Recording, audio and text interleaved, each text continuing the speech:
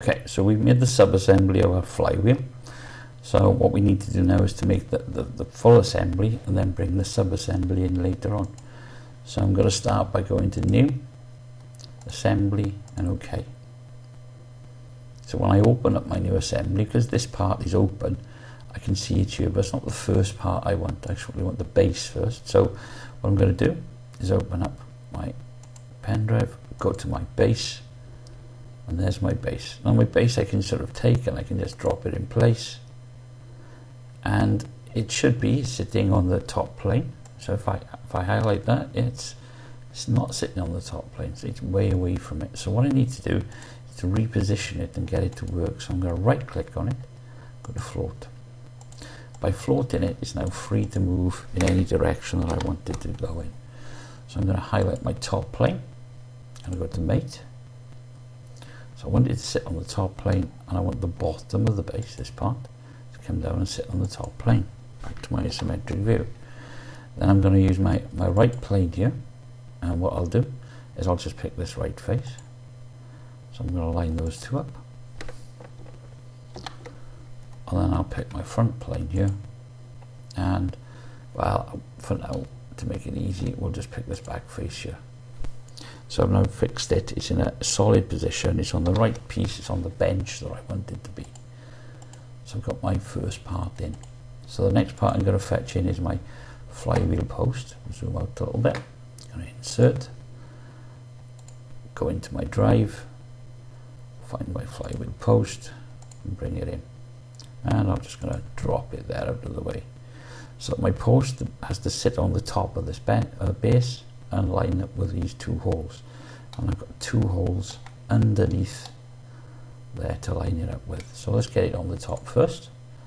So click it there and spin it down, and we'll pick this face and accept that, and so therefore those two parts line up. So this has now got just level with that, but it's got lots of freedom still left in it. So I'm going to pick this hole, and I'm going to spin it round. I'll pick this hole, accept that,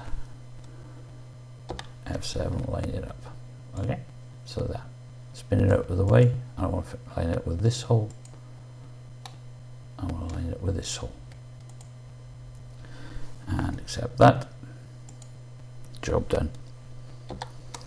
Now, really need two bolts to hold that in position so that it doesn't move. So I'm going to go over to the design library. I'm going to come down to my toolbox, and I'm going to go to ISO, and I'm going to pick bolts and screws, and I actually want a socket head screw, and I'm going to just pick this hexagonal socket head screw, and I'm just going to drop one there. Okay, actually need it to be M5. So M5 is fine, and I want it to be, yeah, well, 16 long would be long enough. So accept that. And now I actually want two of them, so I'm going to drop the second one there. Now I want to fit them. Now you can use smart mates, but they don't always work perfectly first time. So what we're going to do, we're just going to use a mate. I'm going to pick this hole here, pick the outside of this, and it should line up for me. I'm going to flip it around, and I'm going to lock the rotation because I don't want it to spin when it's in there. And then really I need to pick this face here, because this shouldered face here, and the underside of the bolt, this bit here, and that bolt is now in position. Spin it round, one bolt in position. Same thing for the other one. Pick this here, pick the bolt there, flip it around, lock the rotation, accept that, pick this face here, spin it round so I can see the bolt, pick this face here, two bolts in position. So yeah, my two bolts on. I can see that I've got them in the right place. Well, let's just drag this through here, and there we go. 2 bolts locked in place into the base. Okay.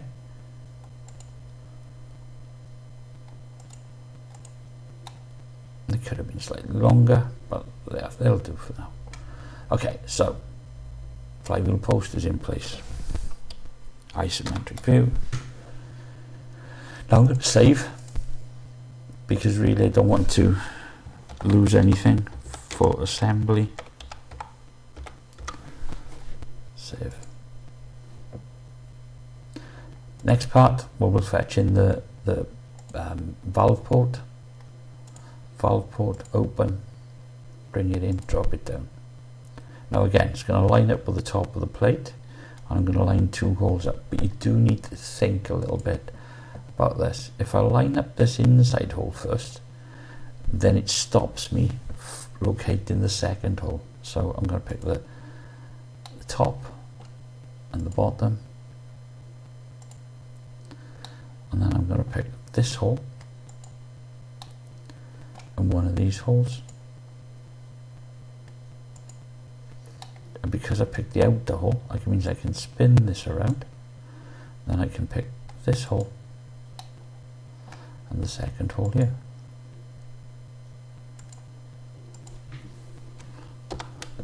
Again, it needs 2 bolts, so I'm going to go back to my design library and my toolbox.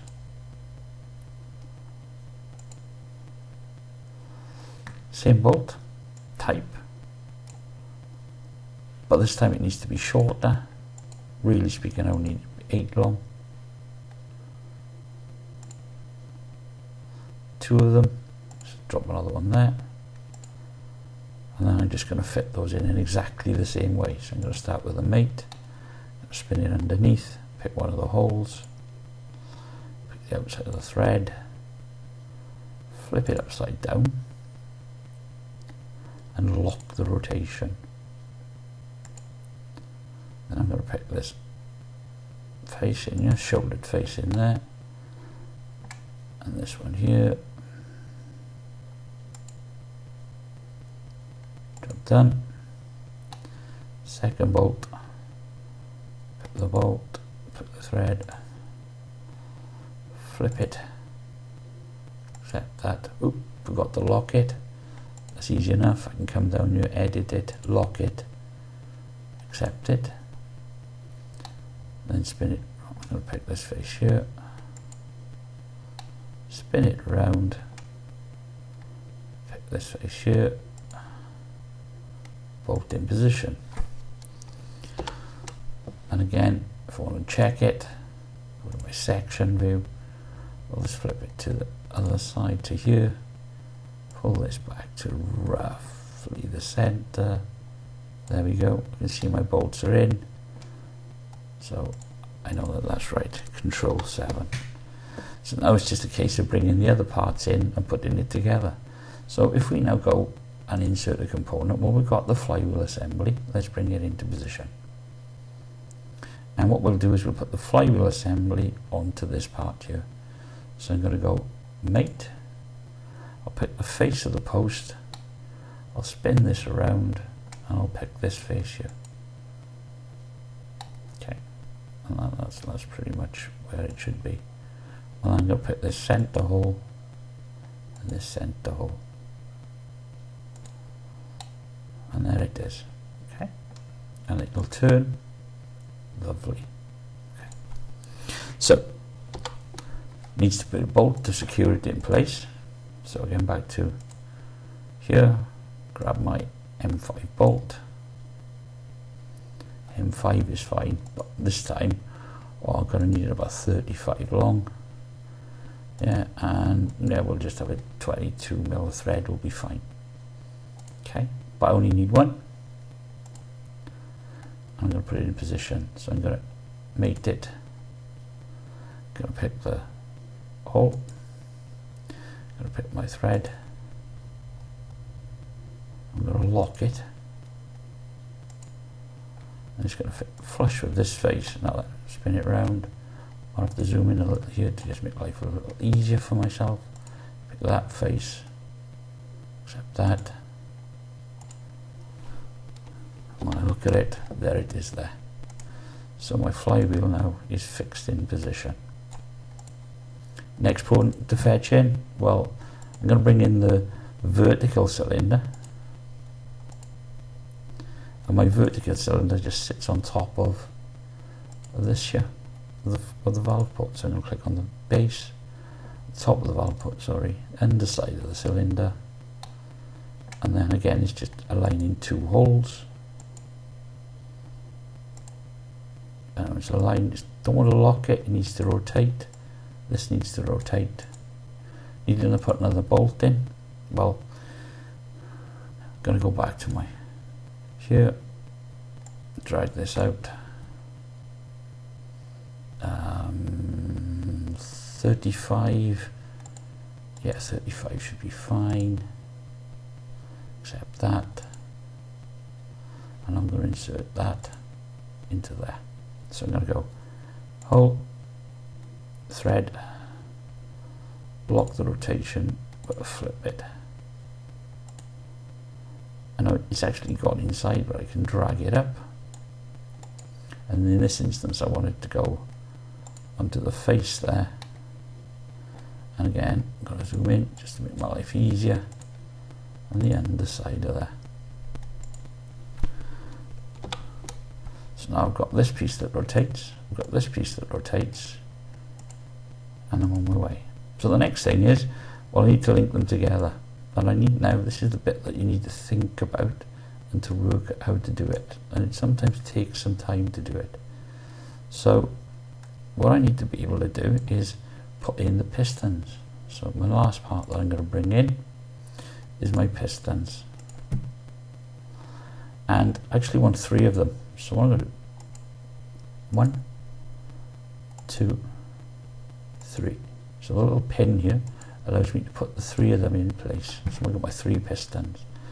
And I need to think now, because as this rotates in one direction, this has to rotate in the same direction and not lock each other out. So as that goes around there, you know, it's going to drag this one up. But we don't want the pistons to clash. And so we need to think about how we get those pistons to work without clash. So we need to sort of line it up. So what we're going to do, we've got 1 hole, 1, 1, 1, 1. Okay, so I should have 1, 2, 3. So the way I'm going to put them together is that order. We'll try that first. It can go wrong, and you might have to sometimes try it twice. Put that one into there, and you put that one and line it up with that one.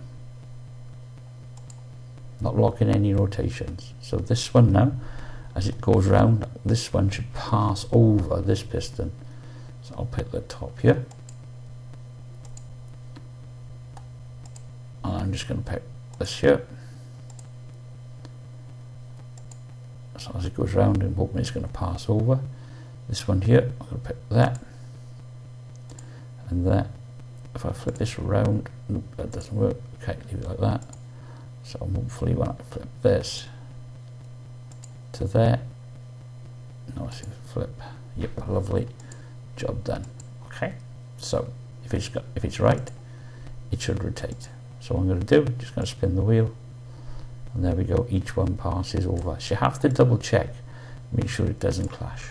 Save it. Rebuild. Save. Job done. Okay. So I can apply a little bit of motion to this now. So if I go to my motion study,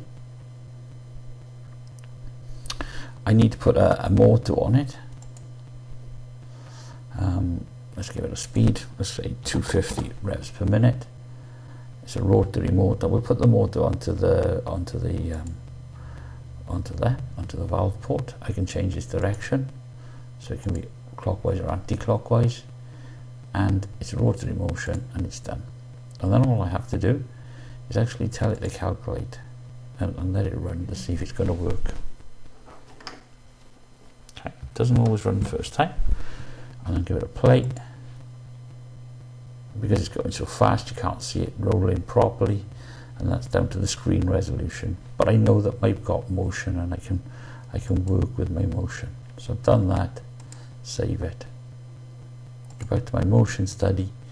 If I go to my motor, I can edit the feature. If I slow it down, let's slow it down to say 100 RPM. Try it again. It's just down to my screen resolution that is causing a problem. But I can then record that and make it work. But we don't really need it for this.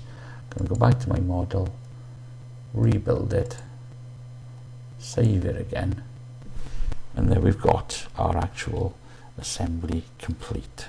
So the next thing to do is to take the assembly and put it into a drawing. So we'll have a look at doing that.